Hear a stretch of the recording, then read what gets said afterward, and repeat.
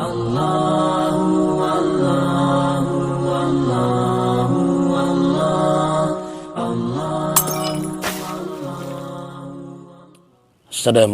warahmatullahi wabarakatuh.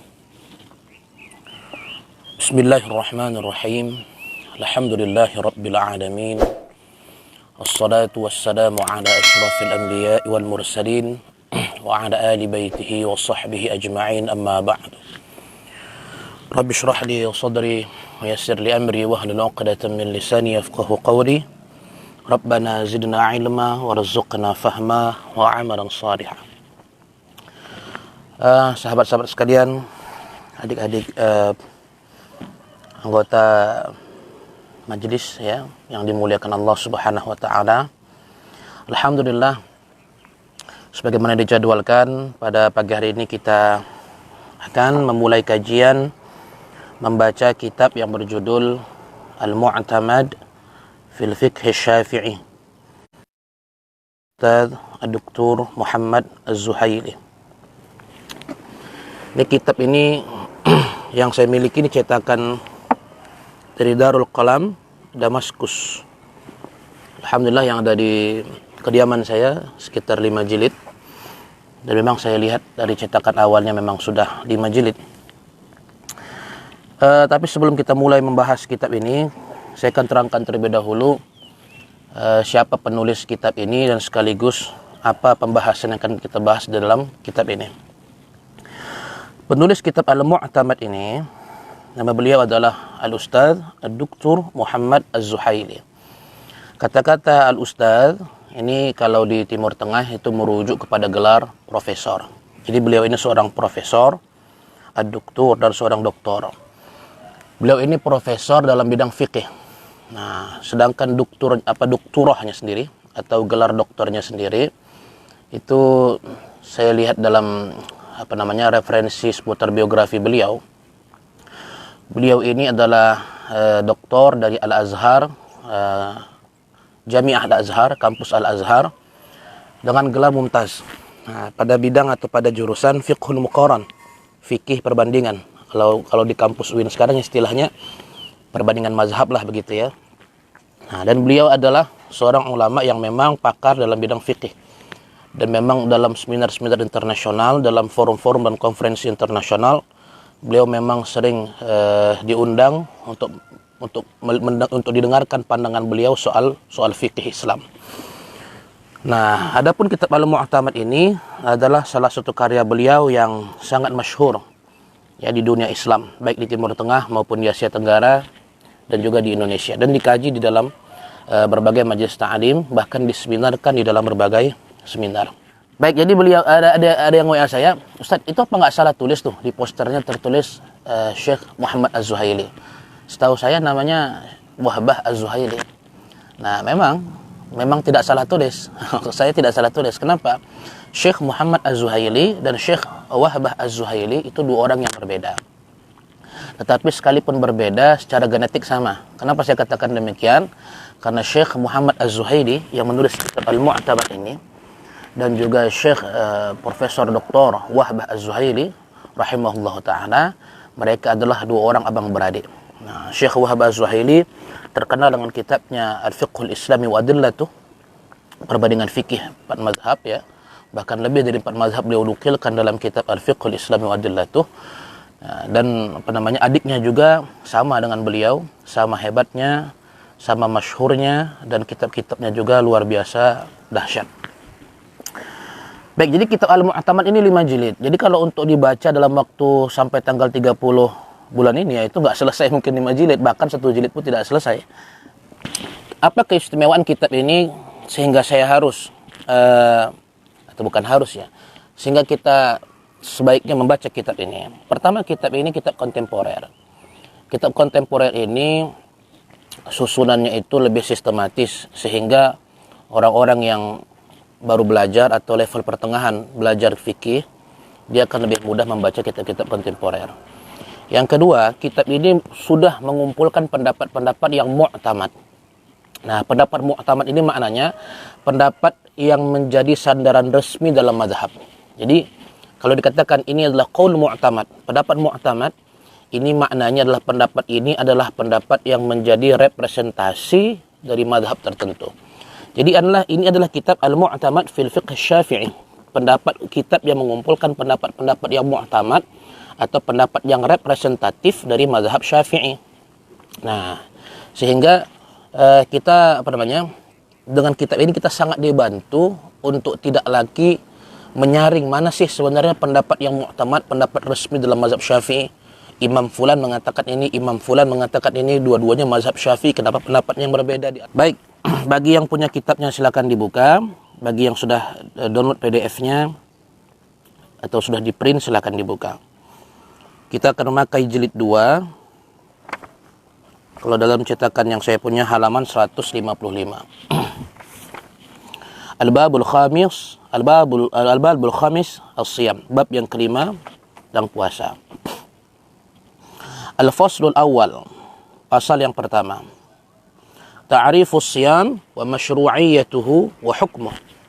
Pertama kita akan membahas terlebih dahulu definisi puasa, kemudian dalil pensyariatan puasa itu sendiri, wa hukmuhu, dan hukum melaksanakan ibadah puasa.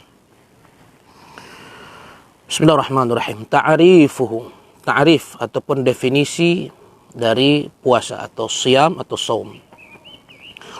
As-siyamu wa saumu lughatan, kalimat siyam dan juga kalimat saum yaitu muradif, ya, muradif sama. Lughatan secara bahasa artinya adalah al-imsaku 'ani syai', menahan diri dari sesuatu. Jadi kalau kita menahan diri kita dari sesuatu secara bahasa itu sudah layak disebut siyam atau saum. Wa yusta'malu fi kulli imsakin 'anil ta'ami awil kalami. Nah, tetapi dalam isti'mal, dalam pemakaian di masyarakat Arab sendiri, siyam atau saum itu digunakan untuk menyebutkan ya fi kulli imsak, dalam setiap perbuatan mencegah anut ta'am awil kalam, dari makan atau dari berbicara. Jadi kalau ada orang dia tidak makan atau ada orang tidak mau berbicara, maka perbuatannya itu secara bahasa dan digunakan oleh bangsa Arab ya perkataan siyam itu sendiri. Yuqal shama, maka boleh dikatakan shama idza sakata wa amtana'a 'anil kalam, apabila seseorang itu diam dan menolak untuk berbicara. Nah, itu definisi bahasa. Hikayatan an Maryam alaihi salam, di antara dalil ataupun penggunaan kata-kata shama atau siyam atau juga saum dengan makna yang disebutkan tadi itu adalah firman Allah Subhanahu wa taala ketika menceritakan tentang Sayyidah Maryam ya alaihi salam, inni nadartu lirrahmani shauma.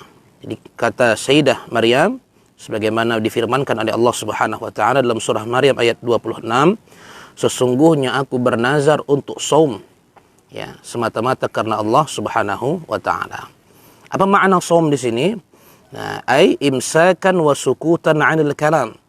Maknanya imsak, menahan diri ya dan berdiam untuk tidak berbicara. Mana buktinya? Bidalili qaulihi ta'ala anha, berdasarkan firman Allah Subhanahu wa taala, falan ukallima al-yawma insiya. Pada hari ini aku tidak akan berbicara dengan manusia manapun. Surah Maryam ayat 26. Wa yuqalu shamatil khayl idza amsakat 'anil ta'am. Dan dapat dikatakan shamatil khayl, kuda itu berpuasa. Kuda itu som, kuda, hewan kuda itu berpuasa.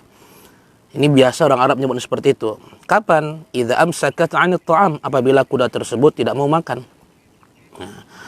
Qala asy-syair, berkata para penyair, khailun siyamun wa khailun ghairu sha'imah tahta al-ajaji wa ukhra ta'dikul lujuma. Nah, ini syair orang Arab. Ada namanya khailus siyam, ada namanya kuda puasa dan kuda yang tidak puasa. Nah, itu sudah disebut dalam syair-syair bangsa Arab dulu. Jadi biasanya para ulama ketika dia ingin menjelaskan ta'rif atau definisi suatu kalimat, biasanya sumbernya adalah nas dari Al-Quran, dari hadis, dari isti'mal, dari penggunaan orang-orang Arab sendiri terhadap istilah itu, dan juga dari syair-syair lama. Nah, ternyata di dalam syair-syairnya orang Arab terdapat kata-kata saum ataupun saim ya yang digunakan untuk makna tidak makan atau menahan diri untuk tidak melakukan sesuatu. Khailus siyam, ada kuda yang siyam, ada kuda yang tidak siam, tahtal anjaj, di bawah debu, wa ukhra ta'nikul lujuma, sedangkan kuda yang lain itu mengunyah tali kekangnya sendiri. Nah, ini sebenarnya potongan dari syair yang panjang. Beliau hanya ingin menukilkan bahwasanya istilah siam itu sendiri sudah dipakai oleh bangsa Arab dalam waktu yang lama.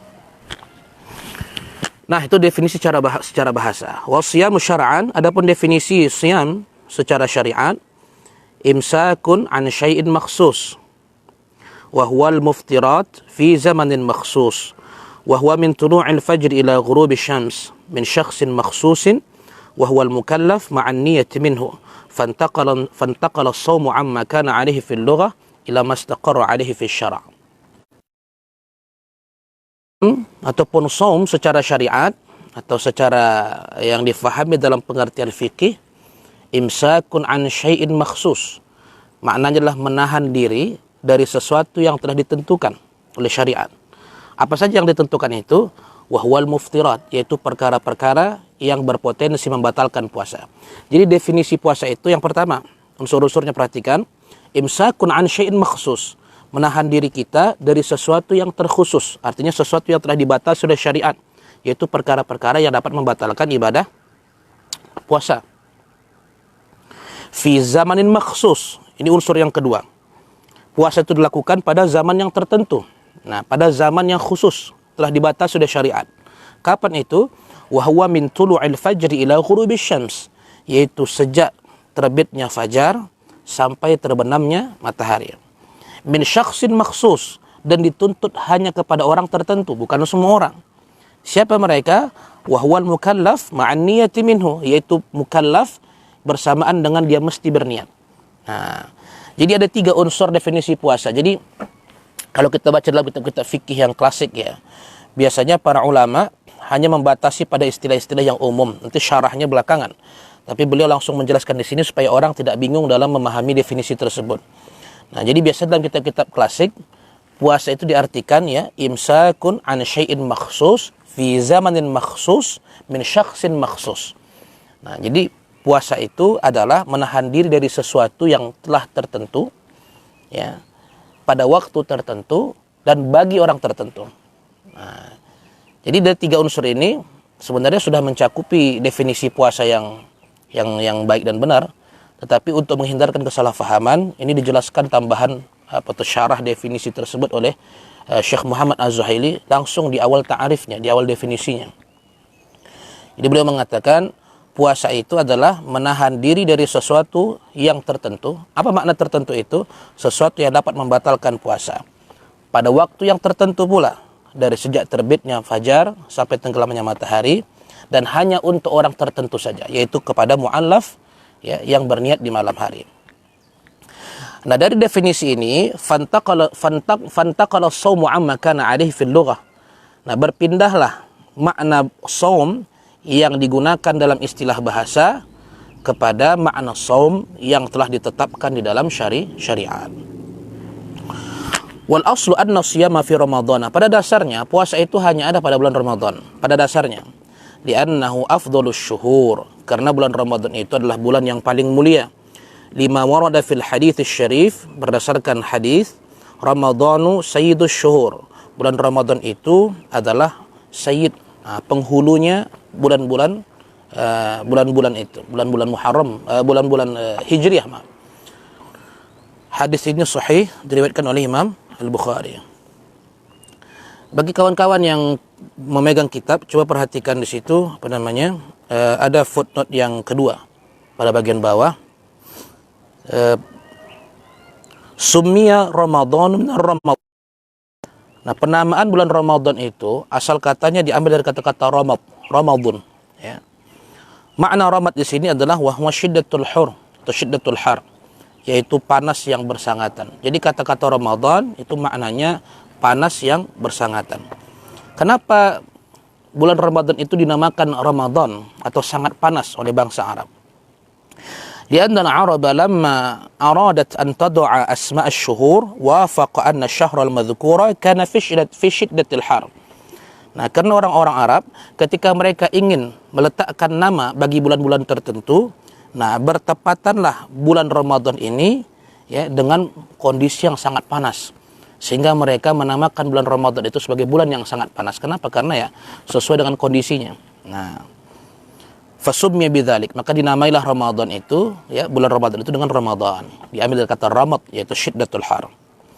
Kama summiyar rabi'ani limuwafaqatihima zaman ar-rabi'. Sebegitu jugalah kenapa bulan Rabiul Awal, Rabiul Tsani atau Rabiul Akhir itu dinamakan bulan Rabi' karena bertepatan dengan musim semi. Jadi Rabi' itu maknanya semi. Jadi Rabi'ani, dua semi. Rabiul Awal bulan semi yang pertama, Rabiul Akhir bulan semi yang kedua. Wala yukrahu qawlu Ramadana bidun al-idhafati li syahrin. Nah, dan tidak makruh menyebut Ramadan semata-mata tanpa menggandengkan kalimatnya dengan syahr, dengan bulan. Maksudnya begini, ada sebahagian yang mengatakan makruh menyebut Ramadan tanpa mengatakan bulan di depannya. Jadi mesti mengatakan syahr Ramadan atau bulan Ramadan. Ada yang mengatakan demikian. Tetapi kenapa? Karena ada riwayat yang mengatakan Ramadan itu adalah salah satu dari asmaullah, nama-nama Allah. Tetapi sebagian ulama membantah, ada yang mengatakan riwayat tersebut dhaif, bahkan ada yang mengatakan itu maudhu'. Nah, dan banyak sekali ternyata hadis baginda Rasulullah SAW yang hanya menyebutkan kata Ramadan tanpa menggunakan kata syahr, kata bulan di depannya. Jadi tanpa menyebutkan idhafah. Idhafah itu kan terdiri dari mudhaf dan mudhaf ilaih. Jadi enggak pun pakai kalimat mudhaf di depannya, ya, itu tidak makruh.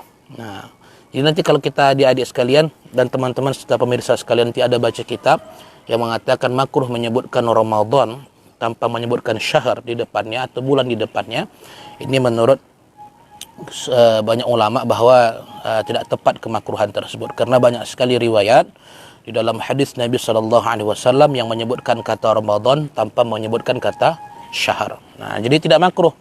Besok Ramadan sudah masuk gitu. Jadi enggak makruh, ya, tidak makruh, enggak mesti mengatakan besok bulan Ramadan sudah masuk. Oh, ayo kita ramai-ramai ke masjid tarawih. Enggak mesti. Wa thabatat ahaditsu katsirah fi tasmiyati Ramadhana min ghairi syahrin fi kalamir Rasul. Nah, ini kata beliau. Terdapat banyak sekali hadis yang menyebutkan atau menamakan Ramadan tanpa menyebutkan kata-kata syahr, kata-kata bulan di dalam perkataan baginda Rasulullah sallallahu alaihi wasallam.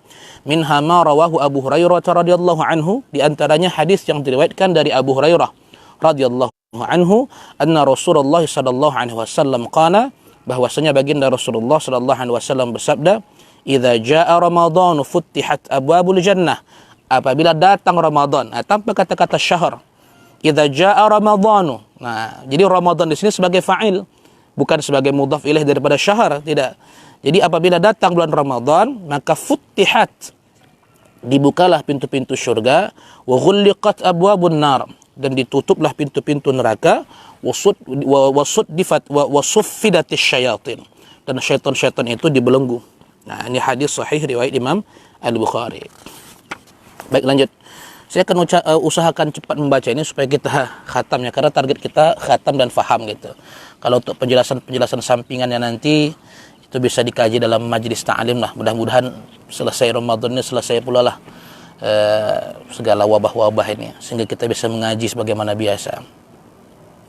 InsyaAllah, amin ya rabbal alamin. Allahumma adfa'anna al-bala wal ghala wal waba wal fahsya wal munkar wal mihan wal fitan ma zahara minha wa ma batan ya aziz ya ghaffar ya rabbal alamin. Alhamdulillah rabbil alamin. Baik, kita lanjut lagi. Wa fi asli syara' la yajibu shaumu ghairi Ramadan bil ijma'. Nah, pada dasarnya secara syaraknya, hukum asal dalam syarak, tidak ada kewajiban apapun, ya, tidak ada kewajiban puasa apapun selain Ramadan menurut ijma'. Jadi kesepakatan para ulama, ya, tidak ada puasa apapun yang wajib selain puasa Ramadan secara asalnya, ya. Nah, kecuali nanti ada sebab-sebab tertentu, misalnya nanti nazar dan sebagainya. Lima rawa Talhah ibnu Ubaidillah radhiyallahu anhu, berdasarkan ucapan atau riwayat dari Talhah bin Ubaidillah radhiyallahu anhu, an a'rabiyyan sa'ala Rasulullah sallallahu alaihi wasallam 'anil Islam, bahwasanya ada seorang Arab. Arab ini orang Arab Badui, dia bukan Arabi. Nah, kalau Arabi orang Arab perkotaan, sedangkan Arab ataupun apa istilahnya? Kalau dia Arab, itu maknanya adalah orang-orang Arab perkotaan. Kalau dia Arabi, nah itu maknanya orang-orang Badui, orang-orang Arab pedesaan. Yang membedakan itu kata para ulama bahasa adalah hadarah, peradaban mereka. Jadi kalau orang Arab itu biasanya lebih terdidik, lebih terpelajar. Sedangkan kalau Arab atau Arabi, orang-orang Arab pedalaman itu biasanya secara karakter agak keras, ya. Kemudian akhlaknya mungkin agak lebih susah dibentuk. Kenapa? Karena mereka hadarah atau peradabannya tidak semaju orang-orang Arab kota. Jadi berdasarkan riwayat dari Talhah bin Ubaidillah bahwasanya ada seorang Arab Badui bertanya kepada Rasulullah sallallahu alaihi wasallam tentang Islam. Faqala wa siyamu Ramadan. Rasulullah bersabda, Islam itu hendaklah engkau berpuasa Ramadan. Qala hal alayya ghairuh? Apakah baru orang Arab ini mengatakan, apakah selain Ramadan saya punya kewajiban puasa yang lain? Qala la illa annahu tatawwa'. Nah, illa an tatawwa'. Tidak ada kewajiban puasa kepadamu, melainkan kalau engkau kerjakan puasa, itu amalan sunnah bagimu. Nah, amalan sunnah. Hadis sahih, riwayat Imam Al-Bukhari dan Imam Muslim. Nah, jadi artinya, berdasarkan riwayat ini, orang Arab itu kan bertanya, apa saja kewajiban saya Rasulullah? Rasul mengatakan, kewajibanmu puasa Ramadan. Lalu dia jawab, apakah selain Ramadan saya punya kewajiban yang lain? Kata Rasulullah, tidak ada. Tetapi kalau engkau ingin puasa, maka itu menjadi amalan sunnah bagimu. Jadi berdasarkan hadis ini, aslu syara' la yajibu shaum ghairu Ramadan. Pada dasarnya secara syara' tidak ada kewajiban puasa apapun selain puasa Ramadan. Waqad yajibu siyamu binadrin, dan kadang-kadang puasa itu bisa wajib. Kenapa? Binadrin karena ada nazar, au kafarah karena membayar kafarat. Nah, misalnya teman-teman nih baru nikah nih. Nah, masuk bulan Ramadan. Begitu Ramadan, ya namanya pengantin baru kadang-kadang enggak sadar gitu kan. Kadang-kadang udah tahu kan enggak tahu hukumnya, tapi namanya pengantin baru. Bak kata orang dimabuk kepayang ya. Maka terjadilah apa yang terjadi. Maka dia nanti setelah bulan Ramadan, selain dia suaminya ya, selain wajib mengqadha, istrinya juga wajib mengqadha, suaminya kena kafarat. Nah, apa kafaratnya? Ya diantaranya puasa 2 bulan berturut-turut. Au jaza'is sayd wa nahwi. Nah, atau karena denda berburu di tanah haram ya. Itu ada dendanya nanti, di antara dendanya ialah berpuasa. Baik, tarikh tasyri'us siyam. Sekarang kita masuk pada pembahasan sejarah pensyariatan puasa. Jadi puasa itu ada sejarahnya. Kana Rasulullah sallallahu alaihi wasallam yasumu ba'da al-hijrah 3 ayamin min kulli syahr.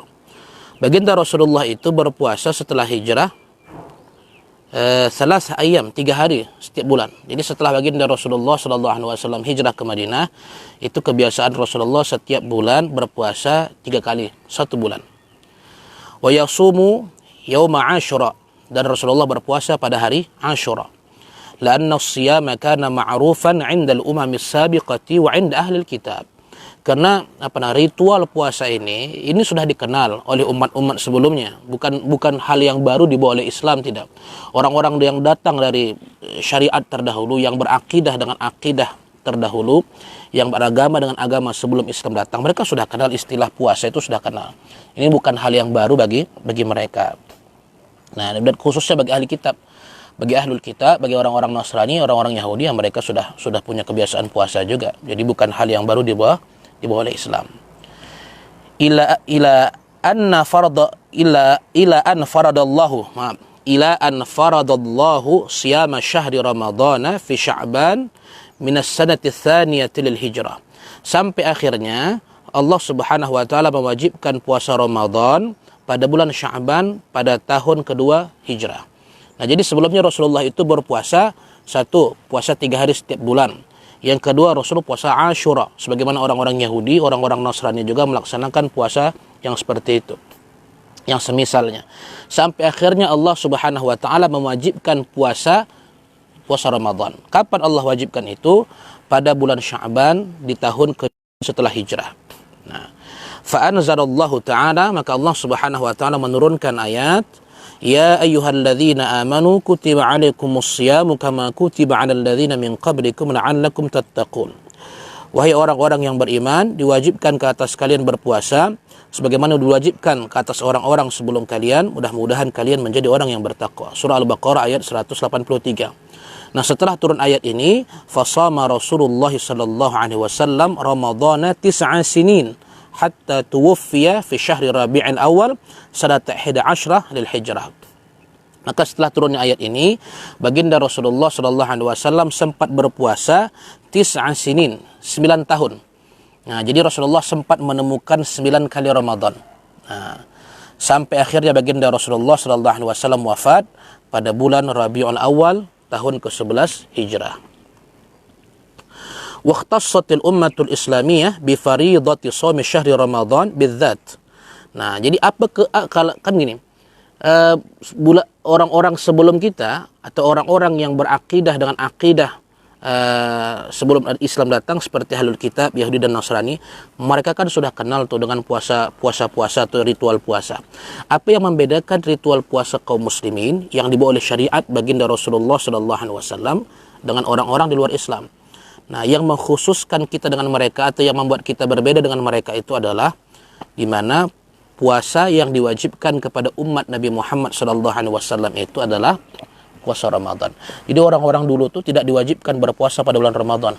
Nah, tetapi kita umat Nabi Muhammad sallallahu alaihi wasallam dikhususkan oleh Allah berpuasa pada bulan Ramadan.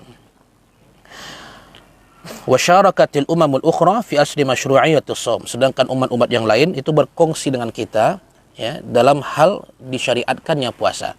Jadi umat Nabi Musa alaihissalam, umat Nabi Isa alaihissalam, semuanya Allah syariatkan kepada kita semuanya puasa. Kita berkongsi dengan mereka dalam urusan pensyariatan puasa, tetapi kita menyendiri, kita mendapatkan kekhususan, kita mendapatkan keistimewaan untuk mempuasakan bulan Ramadan. Nah, itulah sejarah pensyariatan ibadah puasa. Sekarang masyru'iyatu shaum syahri Ramadan. Nah, dalil pensyariatan tentang puasa Ramadan. Al-aslu fi masyru'iyyati shiyam syahri Ramadhan qauluhu ta'ala. Nah, dasar dalam pensyariatan atau wajibnya puasa Ramadan itu adalah firman Allah Subhanahu wa taala, "Ya ayyuhalladzina amanu kutiba 'alaikumusiyam kama kutiba 'alal ladzina min qablikum la'allakum tattaqun." Ini sudah kita baca tadi ya, surah Al-Baqarah ayat 183. Makna kutiba ay furidah. Maknanya adalah furidah. Ini sudah biasa dalam bahasa hukum apabila seorang hakim mengatakan kutiba, apabila Allah Subhanahu wa taala mengatakan kutiba, apabila baginda Rasulullah sallallahu alaihi wasallam mengatakan kutiba, ini sudah maklum dalam kalam Arab ya bahwasanya yang dimaksud dengan kutiba itu adalah furidah, diwajibkan. Ada orang kan dia tidak faham tuh, dia mungkin baru belajar bahasa Arab. Ustaz, kita kan enggak diwajibkan puasa, kita kan cuma sekedar dituliskan saja kutiba katanya. Di Quran ada kata kutiba, dituliskan, ya Allah telah tuliskan, mau kerjakan enggak ya enggak apa-apa. Ini kacau seperti itu, karena orang Arab itu kalau disebut kata kutiba itu maklum bagi mereka kutiba itu maknanya fardhu. Nah, ay faradallahu, faradallahu. Ya, Allah mewajibkan pada mereka. Jadi kutiba maknanya fardhu. May yaktub, siapa yang mewajibkan? Ya Allah tentu. Nah, faradallahu, Allah telah memfardukan puasa Ramadan itu. Thumma qala ta'ala, kemudian Allah Subhanahu wa taala berfirman, ayyaman ma'dudat. Puasa Ramadan itu adalah pada hari-hari yang telah ditentukan.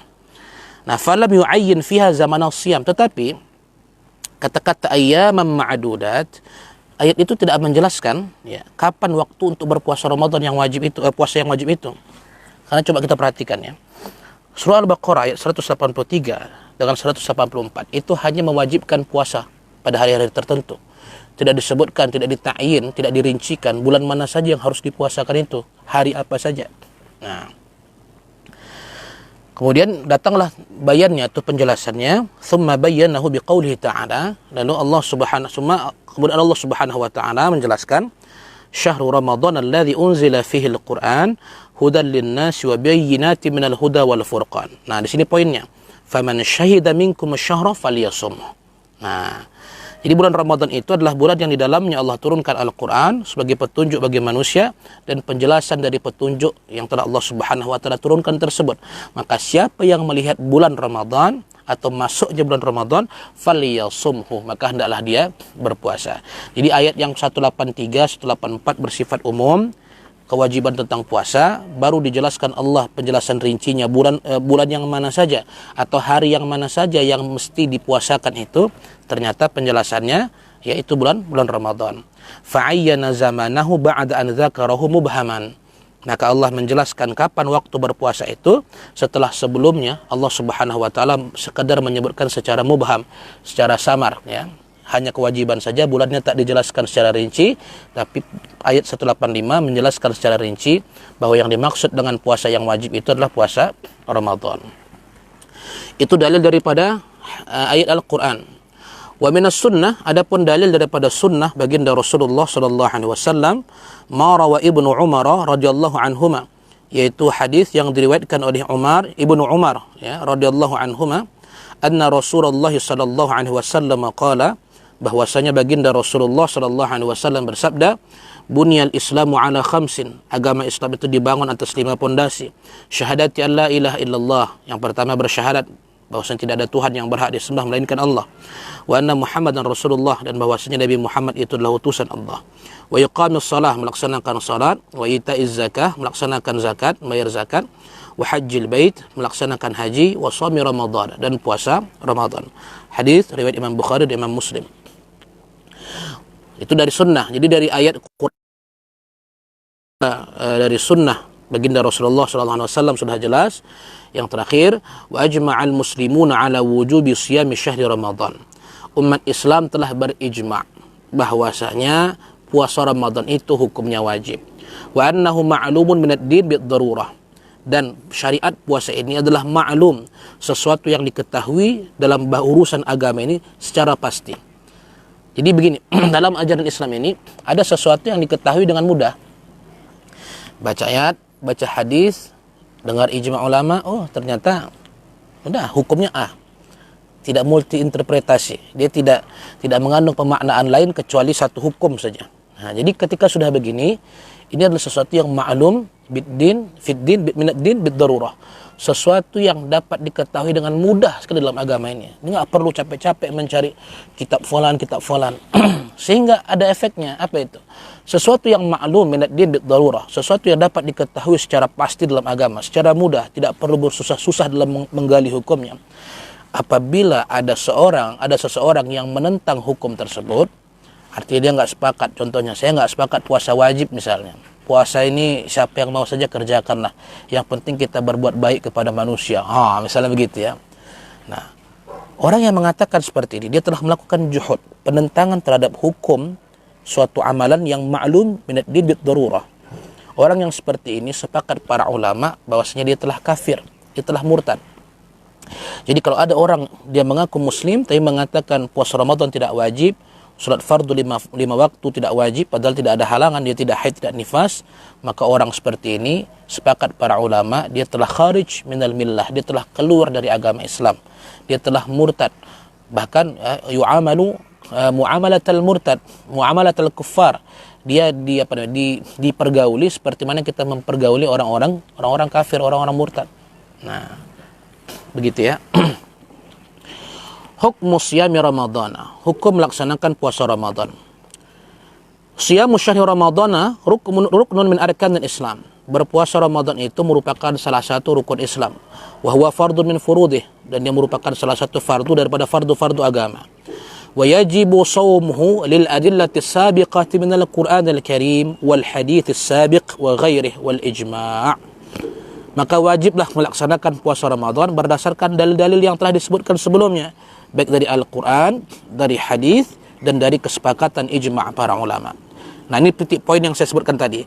Wa man jahada wujuba shaumihi fahuwa kafirun.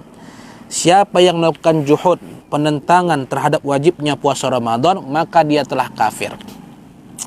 Jadi kalau kamu dengar ada saya nggak tahu ada atau nggak di tempatmu ya, di lokasi kamu tinggal, tapi mana tahu ada seseorang yang berlagak sebagai guru agama atau sebagai dosen dan yang sejenisnya mengatakan bla bla bla bla bla bla bla, kesimpulannya apa? Puasa tidak wajib. Ini kamu nggak usah kagum. Kadang-kadang untuk sampai pada sesuatu yang kufur itu mesti dibangun logika yang rumit. Supaya apa? Bukan karena hebatnya logika itu, tapi supaya orang tidak faham kesalahan ataupun kerancuan logika itu. Nah, jadi diputar ke sana, putar kemari, intinya puasa nggak wajib. Nah, kita kadang-kadang yang mendengarkan retorikanya, oh ini keren juga nih alasannya nih. Ini alasannya boleh juga nih, kan kira-kira begitu ya. Alasannya kok masuk logika sekali. Padahal kalau kita bongkar dengan ilmu mantik, dia akan nampak kerancuan-kerancuan logikanya itu. Hanya saja mungkin karena kita pun tidak menguasai mantik, kita nggak bisa melihat di mana kerancuan logika si penutur itu. Jadi kalau kamu melihat atau para hadirin sekalian melihat ada orang mengatakan puasa Ramadan itu nggak wajib dengan logika A, logika B dan sebagainya, nggak usah kagum dengan retorika yang dia bangun untuk sampai pada kesimpulan yang ngawur itu. Karena simpel saja, puasa Ramadan ini wajib, siapa yang menentangnya fahuwa kafirun, maka dia kafir. Wa yu'amalu mu'amalatal murtad, dan dia diperlakukan sebagaimana kita memperlakukan orang murtad. Fayustatabu lil iqrabihi, maka dia akan diminta untuk bertaubat. Ya, itu kalau dalam negara Islam. Kalau dalam negara kita ya orang nggak puasa sampai mati aja pun nggak ada yang bisa menghukumnya, kan begitu. Tapi kalau kita ikut fikih dalam kerangka negara yang menegakkan syariat, fayustatabu, dia diminta untuk bertaubat. Dia dibawa kepada hakim, dia dibawa ke pengadilan, dia diminta untuk bertaubat. Bagaimana cara taubatnya? Iqrar bih, dengan cara berikrar bahwasanya iya, saya sekarang mengakui bahwasanya puasa itu wajib. Warruju'i an inkari, dan dia akan diminta untuk rujuk dari pendapatnya yang mengatakan puasa itu enggak wajib. Fa in taba qubila minhu, kalau dia bertaubat diterima taubatnya, diterima perkataannya. Wa illa qutila kafiran, tapi kalau dia tidak mau bertobat, nah dalam mahkamah syariat dia akan dibunuh. Dan dibunuhnya bukan karena dihukum sebagai mukmin yang bermaksiat, tidak, tapi dibunuh sebagai orang kafir. Artinya dia tidak dimandikan sebagaimana kaum muslimin dimandikan, dia tidak dikuburkan di perkuburan kaum muslimin, dan dia tidak disolatkan. Jadi kalau ada orang mati dalam keadaan tidak puasa karena meyakini puasa Ramadan itu tidak wajib, maka dia tidak dimandikan, dia tidak disolatkan, dan dia tidak dikuburkan di perkuburan kaum muslimin. Jadi kalau yang mau ditolak itu nggak mau dikuburkan di kuburan itu jangan yang korban corona, kasihan. Itu jangan, itu kita terima saja. Kalau dia meninggal kita kuburkan di perkuburan kaum muslimin. Ya kalau mau ditolak itu orang yang nggak puasa itu ditolak. Ya kan, yang nggak puasa karena tidak meyakini kewajiban puasa. Tapi kalau ada orang dia tak puasa karena malas, dia berdosa, jatuh derajatnya menjadi mukmin fasik. Ya, mukmin fasik, kesaksian nggak diterima, nggak boleh jadi saksi. Ya, tapi kalau orang yang tidak puasa karena malasnya dia, tapi dia yakin puasa Ramadan itu wajib, ya dia tetap diperlakukan sebagaimana kaum muslimin yang lain. Tapi kalau tadi korban corona itu ya jangan ditolak gitu. Orang tuh nggak ada salah, namanya juga sakit, gimana? Mana ada orang mau sakit. Nah, kayak kalau mau ditolak tuh ini tanya, wah ini kenapa mati? Wah ini telah gara-gara tak mau puasa, suruh puasa tak mau, makan juga rupanya salah makan, dimakannya racun. Nah, wah tuh kenapa tak puasa kemarin? Tahu lah, wah itu suka kali ceramah yang aneh-aneh, ajaran yang aneh-aneh. Kata gurunya nggak usah puasa nggak wajib, dia pun tak meyakini puasa wajib, akhirnya mati karena keracunan. Nah misalnya gitu ya, nah itu yang ditolak kuburannya tuh. Jadi mana kita kuburkan, nggak tahu lah, suka hati lah. Ya, kenapa? Karena dia tidak diperlakukan seperti kita memperlakukan kaum muslimin. Illa idza kana qariba ahdin bil Islam, kecuali orang tersebut baru masuk Islam. Nah ini kita maklumi lah, namanya orang baru masuk Islam. Dia baru masuk Islam, nggak tahu apa-apa gitu, kita bawa ke pengadilan dibunuh pula ya. Dia pun bingung, kenapa? Apa salahku ini? Kenapa? Dia bisa jadi dia menentang kewajiban puasa karena dia tidak faham puasa itu wajib dalam agama, dan dia belum belajar kaidah-kaidah wajib itu apa, sunnah itu apa, makruh itu apa. Nah, falam yata'allam ba'du faraidul islami wa ahkamah, dan dia belum sempat belajar tentang apa-apa saja yang wajib dalam Islam, hukum-hukum Islam, dia belum ngerti. Au nasha'a ba'idan 'anil ulama'i fayu'allam, atau misalnya orang yang sudah lama Islam tapi dia tinggal di sebuah daerah yang jauh daripada ulama, tinggal di pelosok-pelosok, yang mana di pelosok itu pun tidak ada ulama atau tidak ada ustadz yang faham masalah itu. Nah ini kita maklumi, kenapa? Karena dia nggak pernah dengar ajaran Islam itu, atau nggak ada yang mengajarkan dia tentang hukum hakam dalam agama, fayu'allam. Maka kalau ada orang seperti ini, dia diajarkan. Makanya mulia sekali ya kalau ada program untuk turun ke desa mengajarkan masyarakat. Jadi supaya jangan ada orang yang tertinggal jauh daripada ulama. Karena ya kasihan lah di dunia yang sekarang begitu sempitnya, kita nggak bisa masuk kuliah di kelas, kita nggak bisa belajar di masjid secara tatap wajah. Ada sekarang kok handphone sehingga kita bisa mudah mengkaji kapan dan di mana saja. Masa ada orang gitu ya di desa-desa sana yang tidak mendapatkan pengetahuan tentang agama? Ini sesuatu yang sangat ironi. Baik, saya lihat jam dulu. Ternyata sudah jam 7.12 nih. Jadi bagi teman-teman sekalian, bagi hadirin yang ingin bertanya jawab, berdiskusi, kemarin di poster sudah saya sudah saya cantumkan ya. Itu langsung nomor saya, silahkan dihubungi. Lebih enaknya lewat VN sebenarnya, lewat voice note, supaya nanti teman-teman yang juga ikut sama-sama menonton bisa mendengarkan pertanyaannya. Karena kalau tulisan nanti dianggap nanti saya mengarang-arang pertanyaan pula nanti. Makanya enak kalau pakai voice note, dikirim itu langsung ke nomor saya. Ya. Karena belum ada yang masuk ini, kita akan lanjutkan kembali pembahasan kita. Sikit lagi nih. Amma man aqarra biwujubis siyami. Adapun orang yang tetap mengakui kewajiban puasa, walakinnahu taraka shauma Ramadan, tetapi dia meninggalkan puasa Ramadan, ghayra jahidin lah, bukan karena menentang kewajiban puasa Ramadan itu, wa biduni udhrin kamaradin wa safar, dan dia tidak punya uzur, dia tidak sakit, bukan karena musafir, fahuwa asin wa fasiqun, maka dia itu orang yang bermaksiat dan jatuh derajatnya menjadi mukmin yang fasik. Wa yajibu habsuhu. Nah, kalau dalam negara yang menegakkan syariat Islam, orang seperti ini yajibu habsuh, wajib ditangkap untuk dipenjara. Jadi orang kalau nggak puasa gitu, dia makan di warung, nggak usah pakai diumumkan lagi, silakan keluar, silakan keluar, nggak usah, tangkap aja, masukkan ke penjara. Ini kalau menegakkan sistem syariat Islam. Tapi kalau sistem itu nggak ditegakkan, ya kita yang nangkap, kita nanti ditangkap polisi, karena tidak ada payung hukum untuk mengerjakan itu. Nah, karena kan negara kita negara hukum.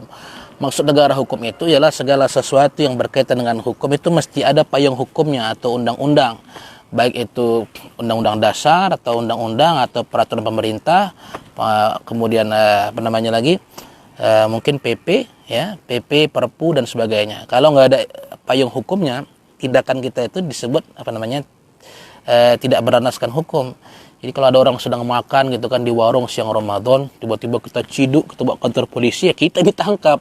Kenapa? Karena mengganggu kenyamanan umum, ketentraman umum. Nah, maka perlulah paling tidak pemerintah memikirkan peraturan pemerintah lah, atau misalnya perda, peraturan daerah, paling tidak untuk mengamankan hal-hal seperti ini. Karena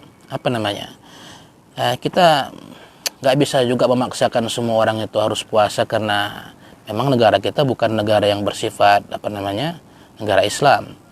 Tapi paling tidak kita bukan minta dihargai ya, tapi supaya menjaga ketentraman, karena manusia ini pola pikirnya beda, emosinya beda. Kalau kita melihat orang tidak makan, ya kita marah ya, karena kita tahu dia muslim tapi dia melanggar syariat, dia makan pada siang Ramadan. Tapi kita bisa kontrol emosi ya, kita bisa kontrol emosi kita. Tapi tidak sedikit orang yang tidak bisa mengontrol itu, sehingga tindakannya bisa macam-macam, bahkan bisa mengarahkan kepada tindakan anarkis. Maka pemerintah dalam hal ini sangat bagus sekali apabila membuat peraturan daerah. Minimal kalaupun pemerintah takut ya dituduh oleh orang-orang non muslim sebagai orang yang pendukung Piagam Jakarta misalnya gitu. Karena orang-orang yang tidak senang dengan syariat ini banyak saja istilah-istilah yang mereka sebut untuk membuat kita gentar memperjuangkan syariat itu. Nah, tapi ya buat saja istilahnya begini, untuk menjaga ketentraman masyarakat lah. Karena ya orang beriman tuh resah kalau melihat di depan dia, kanan kiri dia orang melanggar syariat, itu pasti resah. Jadi kalau kita beriman tapi tidak punya rasa resah ketika orang melanggar syariat, itu perlu dipertanyakan keimanannya itu sebenarnya. Ya kita resah, hanya saja kata Rasulullah SAW, kalau kita melihat kemungkaran ya pakai tangan kalau sanggup, kalau tak sanggup pakai lisan.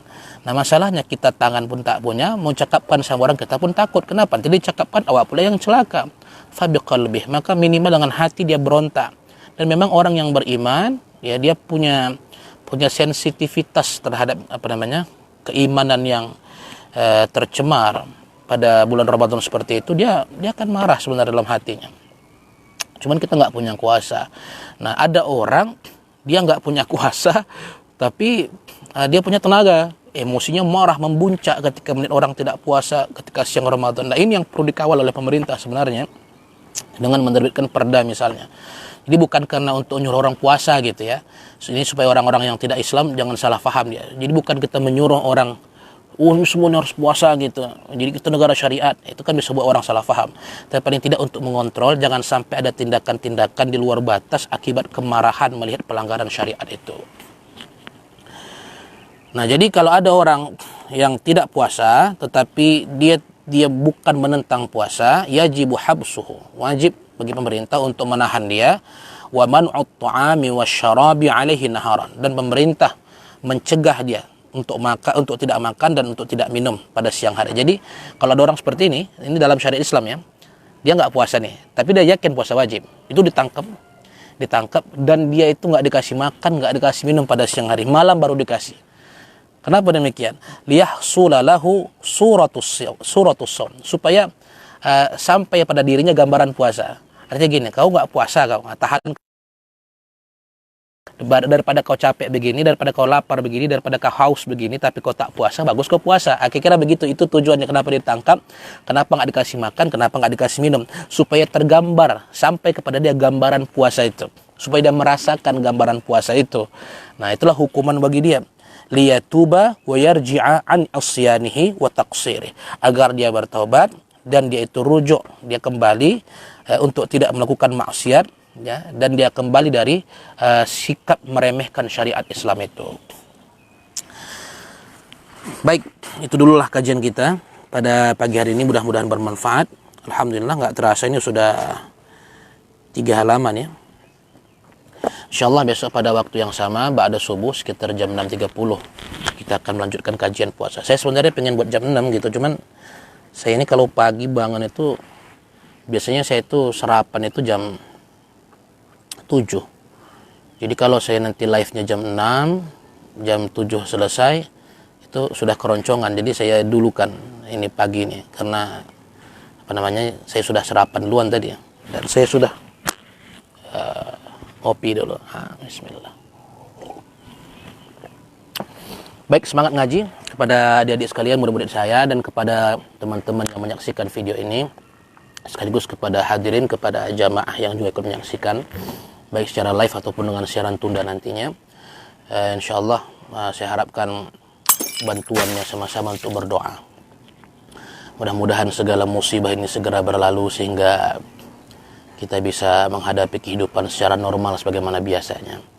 Perbanyak muhasabah, perbanyak doanya, perbanyak buat kebaikan, dan perbanyak sedekah. Karena salah satu cara untuk mengangkat bala adalah dengan memperbanyak sedekah. Mudah-mudahan segala kesulitan kita ini diganti oleh Allah Subhanahu wa taala dengan kemudahan. Segala kesedihan diganti oleh Allah dengan kebahagiaan. Insyaallah. Amin ya rabbal alamin. Mari kita tutup kajian kita pada pagi hari dengan baca lafaz alhamdulillahirabbil alamin. Akhir kalam, nasrun minallah wa fathun qarib wa basyiril mu'minin. Assalamualaikum warahmatullahi wabarakatuh.